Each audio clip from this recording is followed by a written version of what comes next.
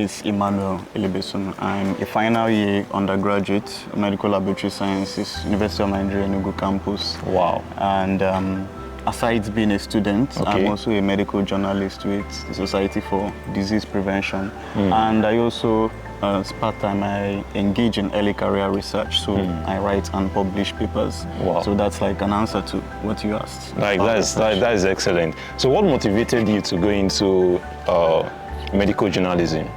Okay, in terms of medical journalism, I mostly focus on infectious diseases. What I do through medical journalism is to write health awareness articles and publish those health awareness articles. I also engage in talk shows to improve awareness about those diseases. So engaging in research is just a kind of follow-up, but the medical journalism is different. That's purely about raising health awareness. So you also publish like papers on journals, research journals. Because ordinarily, I would think that is something for master students and PhD students. So you're saying it's possible for an undergraduate students to publish papers? Yes, exactly. So how did you get started with this? Like, how did it all begin? Okay, research.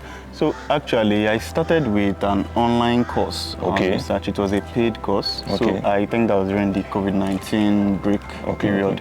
I wasn't really doing so much then. So out of curiosity, I just decided to enroll in the course. And then along the line, I got very much interested and I decided this is something I would like to follow up on.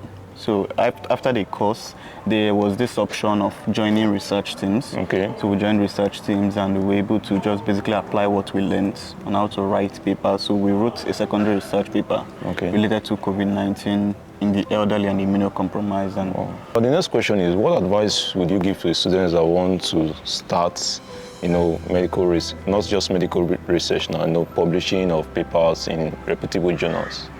Okay, the first thing I would always advise is to get mentorship. Because the thing about mentorship is that a mentor just guides you and they help you kind of cut down your learning curve. So what would take you much longer to learn on your own will take you a shorter time with a mentor. The mentor has been there already. Yeah, in the system. So they know what exact ways to point you exactly. And also the thing about research is you don't just get a mentor and completely rely on a mentor. For you to get very good at research, it requires a lot of personal effort. You have to take online courses. You have to read wide for your knowledge for you to be well versed in a variety of topics. You have to be ready to read complex papers. So sometimes if you see research papers, it gets scary because of the complex information. You have to learn how to read research.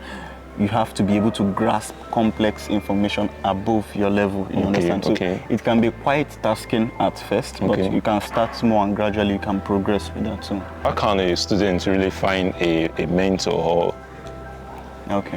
In terms of finding a mentor, one platform I would suggest is LinkedIn. So for those who have been on LinkedIn, it's a networking platform, it's an official platform. It's almost like Facebook, but for professionals.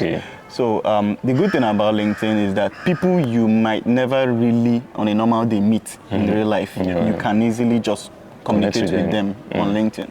So some of these people, when you see people who have similar interests as you, it could even be an alumnus that graduated from here.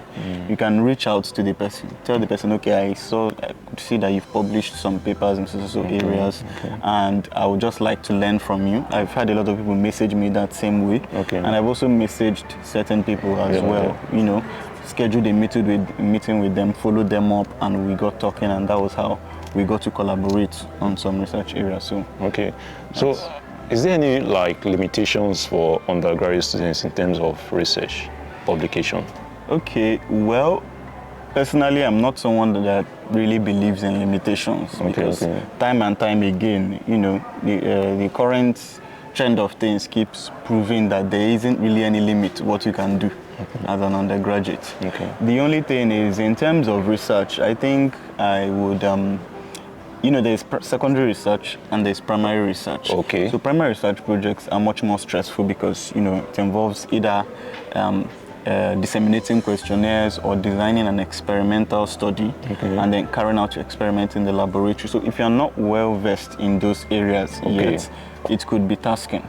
So most times I would advise undergraduates to start with secondary research. So secondary research is basically you reviewing published studies that have been published online, and then making your own input in addition to what has been published online.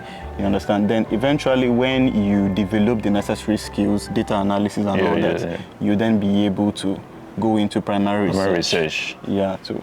So it's also possible for undergraduate students to do primary research? Yes, of course. Your final year undergraduate project. Okay. Is it really possible for an undergraduate student to publish these papers independently, or maybe you have to collaborate with your lecturers?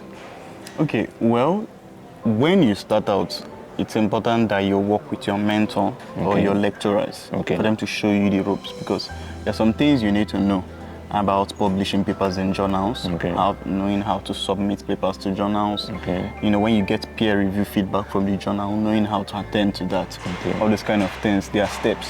So it's advisable that you work with a supervisor and mentor first. But down the line, when you get very, very knowledgeable, you can actually form your own research teams and publish independently. But you know, everything is step by step. If you are learning, don't just jump into trying to publish on your own. Try to have someone that is more knowledgeable than you. Guiding you. Yeah, guiding you that you can follow up with. Okay. So how can the undergraduate students, you know, identify research topic that aligns with their interests? Okay, I'll give an example. Looking at, let's say you want to carry out research, but you haven't really narrowed down on a research topic.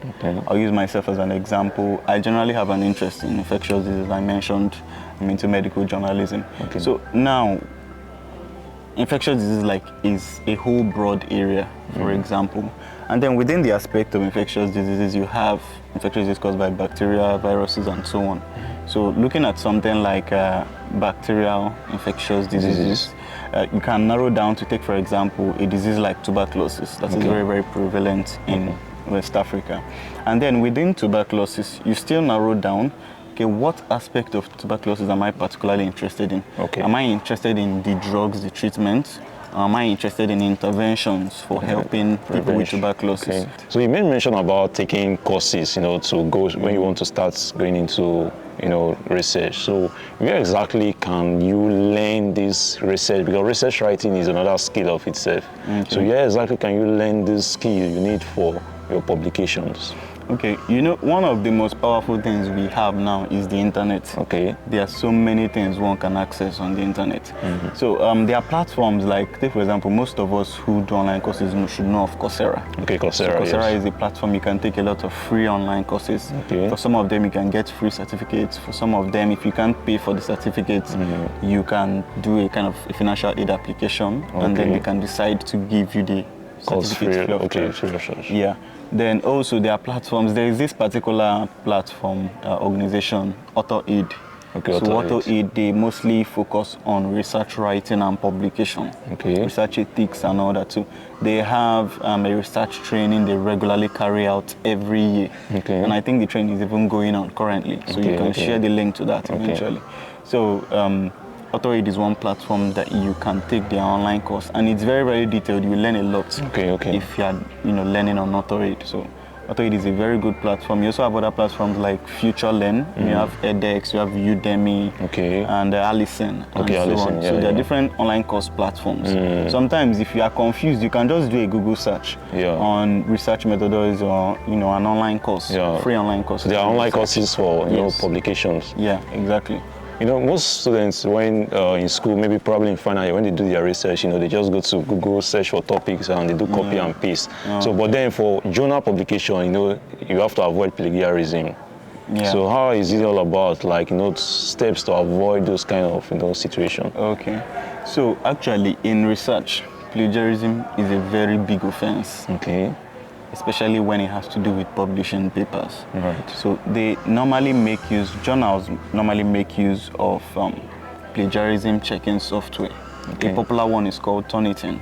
So how this plagiarism checking software work is that they take your paper, which you've submitted, and then they kind of compare it with several other literature online. So if there's any match in the sentences, like a whole sentence matches, to flag it as plagiarism. So normally, if you want to avoid plagiarism while writing, you have to learn the art of paraphrasing. So paraphrasing in the sense that when you get an idea from a manuscript you've read, a research paper you've read, you have to rearrange the wordings write it in your own words, different from how you read it.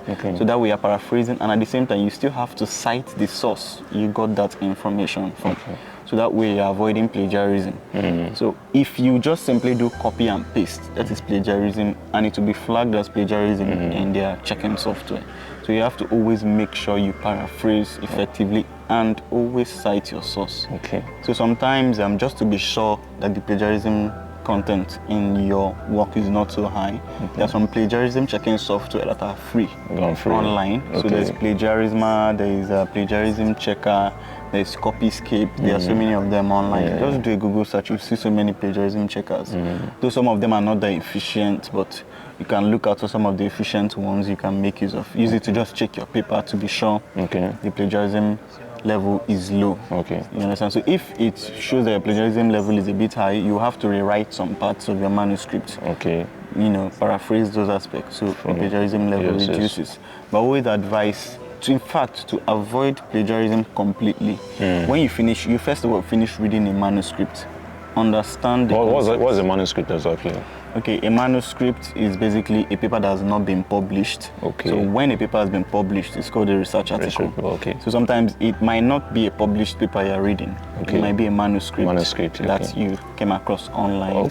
So be it a manuscript or a research article that you are reading, make sure you first read the sentence, understand it, close it, and then write it in your own words. Because if you are reading it and then writing, you are very much more likely to write the same thing. So it's better you read it, understand it, close it, and then write it in your own words. That way, your mind just works to reframe it in your own words. And the more you paraphrase while you write, the better you get at paraphrasing. Knowing how to. At first, when you try paraphrasing, it feels complex. It feels difficult to have to, rewrite the whole sentence in a different way entirely. But the more you do it, the more you get used to it. So it's not so much of a big deal. So what are some of the research work you've done that have been published? I've actually published about 13 papers. Wow, that is awesome. As undergraduate student. My target was actually to publish at least 20 or more. So I'm even lagging far behind that. So there are some I've worked on too. Most times, initially when I started out, I was kind of writing different papers in different areas before I began to narrow down. So one area which I've published in is in vaccines. So there was a paper I published sometime with one of my colleagues on vaccine implementation in polio, the polio vaccines, oral polio vaccine and all that. So they have something called vaccine-derived poliovirus. So when they administer the vaccine, the polio vaccine to certain persons, the virus kind of reactivates and then causes infection. So that's why it's called vaccine-derived poliovirus. From the vaccine, exactly. You understand? So I wrote something related to that and published. That was the International Journal of Infectious Disease and Epidemiology. And then there was one which I published with some colleagues where I started to venture more into antimicrobial resistance. So we looked at anti-malarial drug resistance of Plasmodium falciparum in Africa. Plasmodium falciparum is the causative agent for malaria. It's the malaria parasite. I've also published something related to antibiotic resistance in gonorrhea. Gonorrhea. I just want to clarify something. This research opportunity is available to all students of all disciplines, not just students that are in the medical field. Of course, there are several research opportunities. It's not just for the medical field only. The reason why you hear more of the medical field is because you have many more journals that are medical and health related, as opposed to the social sciences, physical sciences, and so on. And the way the medical and health field is shaped, you have new discoveries coming up every day. Because of the human lives involved. That kind of thing. So there is always that consistent engagement in research. COVID-19 outbreak, Marburg virus outbreak, Lassa fever outbreak, things are always coming out. So there is always something to write and publish about. Understand? So that's why research is more heavy in the medical and health field. And there's so many things to investigate, but even in other fields, in engineering. So the thing about a field like engineering, for example, is the concepts are a lot more complex. So there is a certain level of knowledge and understanding you have to get to be able to write and publish papers in engineering. As an undergraduate student? Yes, that kind of thing. So you are less likely to see undergraduate students in engineering publish papers. Okay. Unlike in the medical and health field where you can just read papers online, write something and publish. But it's possible for an undergraduate. It's still very much possible. To the extent. Yes, so you have to read in depth, and they have fewer journals, not so many journals in engineering like in the medical and health sciences. And that kind of thing. So the journals are much more, let's say, strict. Let me use the word strict. Okay. So you have to be certain that what you are publishing is of major, significant scientific content. So your work would be reviewed on very, very strict basis. So if it's not some kind of new theory you're proposing or a new engineering method you're proposing, it's difficult for you to publish papers unless you're working with a supervisor or unless it's a project you carried out, maybe an undergraduate project. You understand? So that's why it could be a bit tougher in some of those other fields. But in the social sciences, I think you can also write papers. In law. In law, they have so many journals. I think they even have more journals in law than in the medical and health science. I'm not so sure about that. In law, there is almost, as long as you have a piece you're writing that is making a lot of sense, you can publish it as a paper. So you have a lot of law students publishing papers. And also in the medical and health sciences, you have more and more students publishing papers these days. So there are a lot of opportunities. Wow. So what are the benefits, to publish papers as an undergraduate student? Is there money involved? Okay, well, I think if you're going to go into research and you're looking for money, research is not for you. All right. Research requires a lot of patience, and it's more about the curiosity for knowledge and you being able to contribute your own quota to scientific knowledge. And that should be your driving goal or interest. So sometimes people publish papers because they've heard the trend of that if you want to japa, you want to get graduate opportunities, you have publications. Makes it you have easier. People exactly. You have people engaging in research, but it's now created this trend of publish or perish trend. Either you publish or you perish in the sense that you are not visible, you are not seen, you are not important. You need to publish constantly for you to be seen. So it creates, it leads to research malpractice and all those kind of things. You understand? So that's why I would always encourage people who are going into research, go into it for the curiosity. Because research is demanding, it requires consistency. Though there are still some other benefits. So take, for example, if you're applying for conferences, if you've published some papers, there are some conferences, take for example international conferences, you can submit your abstract from your research to those conferences. If they find it good enough, they can accept you to present your abstract in that conference. They can give you a travel scholarship to and from the conference, your accommodation, travel expenses, everything will be covered. You go for the conference, present your abstract and come back. And also, when you find a certain level of footing in research, you can apply for research grants.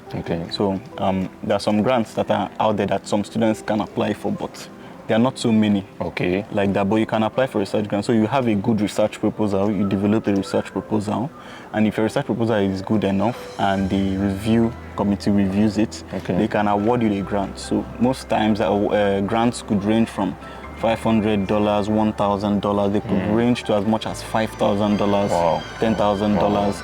There is even this grant that a colleague of mine won when he just graduated. It was about $25,000. You understand?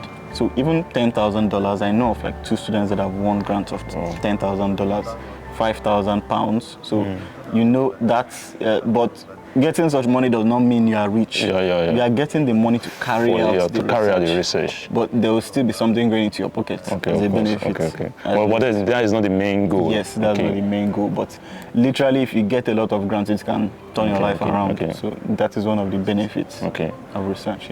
But publishing research will also help you with students that want to further maybe abroad. Yes, that's another benefit. So research in academia, lecturing, for example, aside a lecturer as lecturing, they also write and publish a lot of papers. So it adds to elevating your status in academia. So take, for example, before you get to a certain level as a senior lecturer or as an assistant or associate professor, as a professor, there are a certain number of publications expected of you, especially when vying for the professorship role. So there are certain level of publications expected from you. There's a certain number of conferences you should have attended because there's something called CPD units, continuing professional development. You get those units from those conferences and from those papers. So they add to your status, the higher likelihood of you being promoted. And also in some workplaces, you have to gain those CPD units for you to be promoted.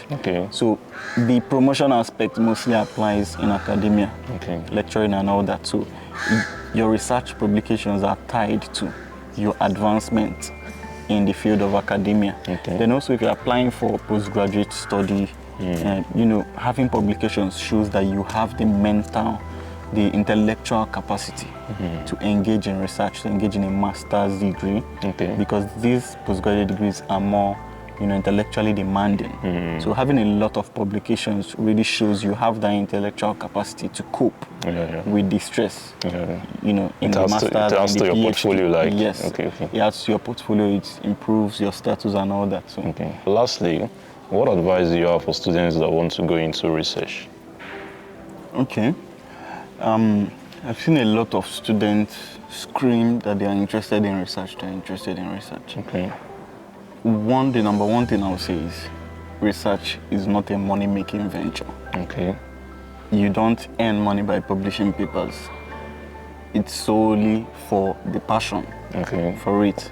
You understand? So if you start going into research with the mindset of you want to publish papers, you want to get money, you want to jump out, all those kind of make things. name for yourself. All those ulterior motives to engage in research. Number one, you will not be consistent with it. Number two, you are more likely to take shortcuts and engage in research malpractice. All those plagiarism and all those different things. So it's important that you go into it only if you have the interest to build your knowledge. Though it's important that, take for example, as a med lab student or a student within the medical and health sciences, you should have a certain level of knowledge level in research. But it's not necessarily meant for everyone. If you have an interest in it, you can by all means go into it. But if you don't have an interest, don't push it. You understand? If you don't engage in research, it doesn't necessarily mean you'll not be able to access several other opportunities. You understand? Research is just one thing out of so many other things. You understand? Though I would actually admit to how much research can expand your knowledge base and enable you to access a lot of opportunities. So make sure, if you are going to engage in research, make sure you find a mentor, someone you can learn from, someone that will walk you through the research journey, that you can learn a great deal from. So that kind of makes your learning faster.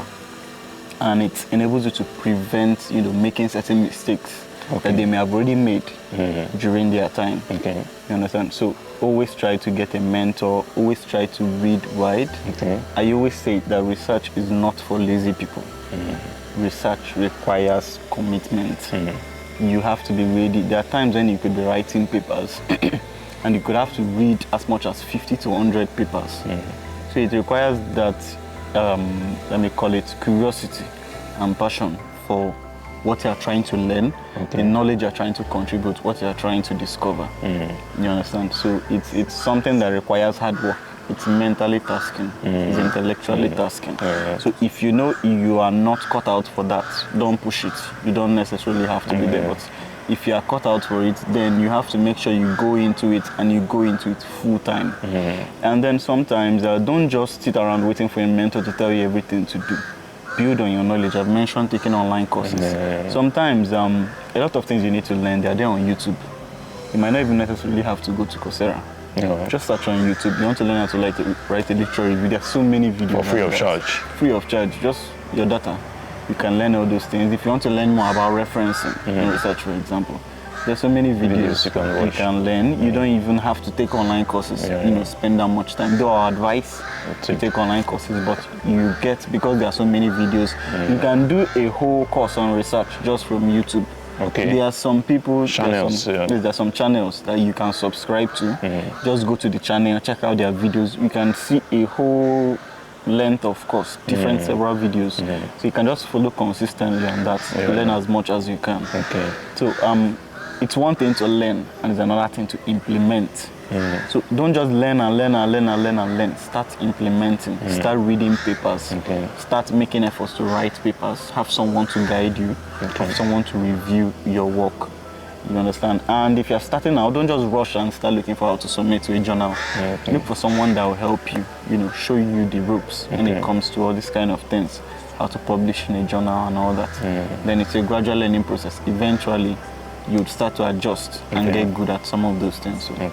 Thank you very much. I know with this, any students will definitely, get the right insights, to start research work. I actually hope that a lot of students develop that passion for research. It's really important. It opens up your mind, and it can open up the world for it. Can open up, your whole life into so many opportunities.